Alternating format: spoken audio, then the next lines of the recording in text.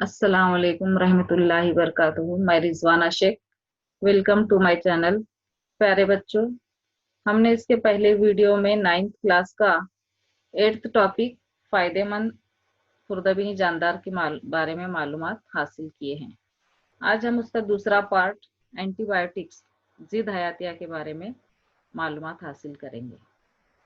Antibiotics ये हर मर्ज की दवा कहते हैं।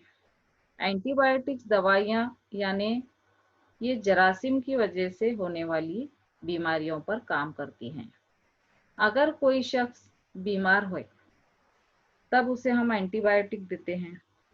बैक्टीरिया की वजह से कौन कौन सी बीमारी होती है, जैसा कि टाइफाइड, निमोनिया, ब्रोंकाइटिस। अगर आपके जिस्म में कोई जरासीम या बैक्टीरिया दाखिल हुआ हो तो उसको मारना, उसकी नमू को रोकना, उसको ख़त्म करना ज़रूरी है। तो इसके दो तरीके हैं। पहला तरीका ये कि उसके सेल वॉल या सेल मेम्ब्रेन या खुलवी दीवार को खत्म करना है, तो वो बैक्टीरिया मर जाएगा या उसकी नमू या ग्रोथ रुक जाएगी। दूसरा ये कि उसके अंदर जो प्रोटीन सिंथेसिस हो रहा है, ये कौन करते हैं? राइबोसोम। तो ये प्रोटीन सिंथेसिस को आप रोक सकते हैं। तो खुर्दबीनी जानदारों का खात्मा और उनकी नशोनुमा जरासीम और फफूंद से हासिल होने वाले कार्बनी मुरक्कबात यानी जिद हयातिया या एंटीबायोटिक्स हैं। उन एंटीबायोटिक्स की वजह से तपेदिक या टीबी जो मर्ज है वो तकरीबन खत्म हो गया है। अब हम देखते हैं कि जिद हयातिया खास तौर पर जरासीम के खिलाफ काम करते हैं। कुछ जिद हयातिया प्रोटोजोआ को हलाक करते हैं। कुछ एंटीबायोटिक्स कई किस्म के जरासीम के खिलाफ अमल करते हैं। उन्हें हम ब्रॉड स्पेक्ट्रम जिद हयातिया कहते हैं। मसलन वो कौन से हैं, जैसा कि यहाँ पर दिखाया गया है: एम्पिसिलिन, टेट्रासाइक्लिन, अमोक्सिसिलिन वगैरह। तो कुछ एंटीबायोटिक्स जो हैं कई किस्म के जरासीम के खिलाफ मुफीद साबित होते हैं, जिसे हम broad spectrum antibiotics. Broad spectrum antibiotics यानी क्या? जो ग्राम पॉजिटिव बैक्टीरिया और ग्राम नेगेटिव बैक्टीरिया को खत्म करते हैं।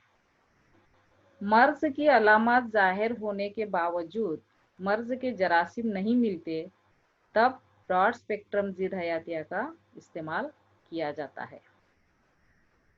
जब मर्ज की वजह का सबब क्या है, बनने वाला खुर्दबीनी जानदार अगर हमें यकीनी तौर पर समझ में आए, तब हम नैरो स्पेक्ट्रम जिद हयातिया का इस्तेमाल करते हैं।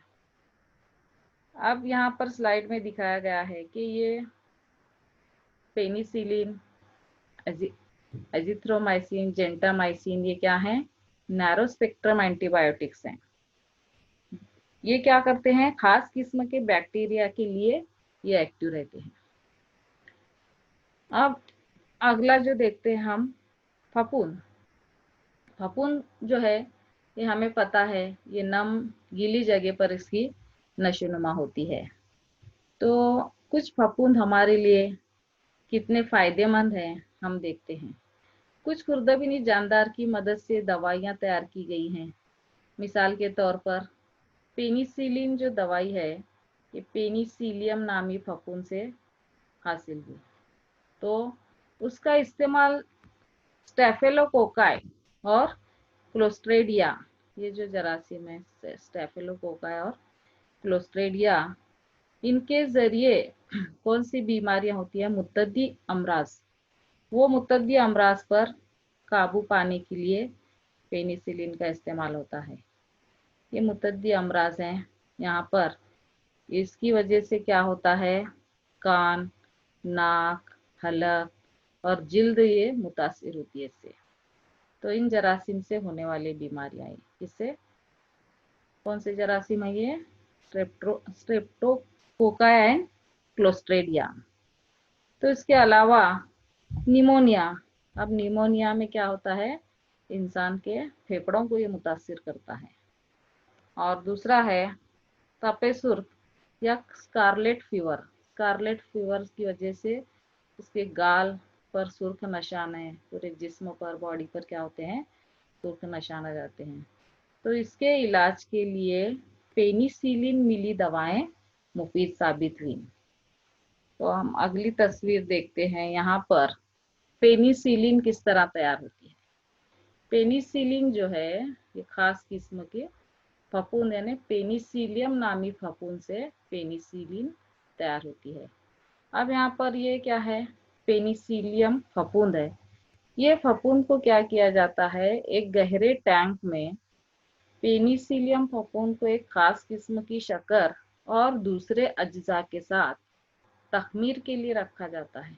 जब इसकी तखमीर होती है तो पेनिसिलियम की ग्रोथ होती है, नमू होती है, फिर उससे पेनिसिलिन का साल्मा बनता है और फिर एंटीबायोटिक्स या पेनिसिलिन मेडिसिन ये तैयार होता है।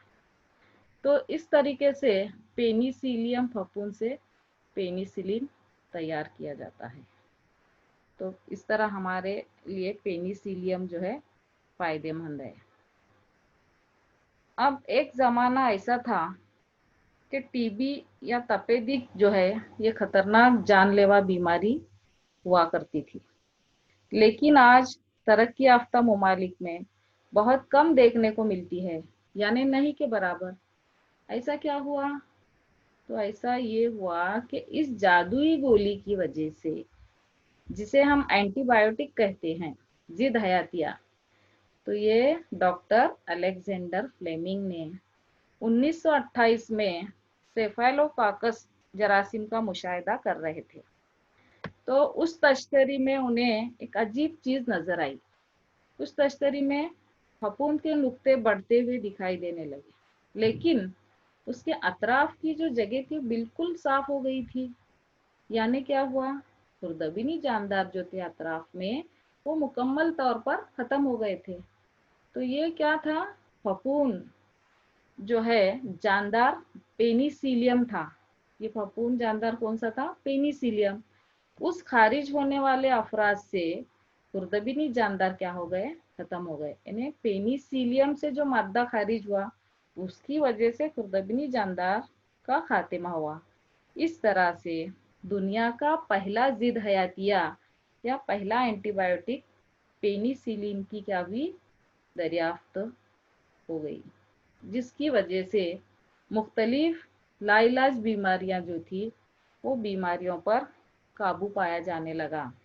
तो ये किसकी वजह से हुआ, ये सिर्फ और सिर्फ डॉक्टर अलेक्जेंडर फ्लेमिंग की कोशिशों का नतीजा है। तो आज बच्चों, एंटीबायोटिक्स की एक खास बात याद रखना है कि कभी भी एंटीबायोटिक्स जो है डॉक्टर की सलाह मशवरे के बिना न लें, और डॉक्टर की प्रिस्क्रिप्शन के बिना कभी भी एंटीबायोटिक्स न लें। अगर आपको सर्दी, खांसी, इन्फ्लुएंजा में आप मुब्तला हों तो अपनी मर्जी से कोई भी एंटीबायोटिक न लें, समझे। तो आज के लिए इतना ही काफ़ी है। अगर आपको मेरा वीडियो अच्छा लगे तो आप इसको लाइक करें, शेयर करें, सब्सक्राइब करें, बेल आइकॉन पर क्लिक करें, और अगर आपको कुछ डाउट्स हो तो आप कमेंट बॉक्स में पूछ सकते हैं। अल्लाह हाफिज़।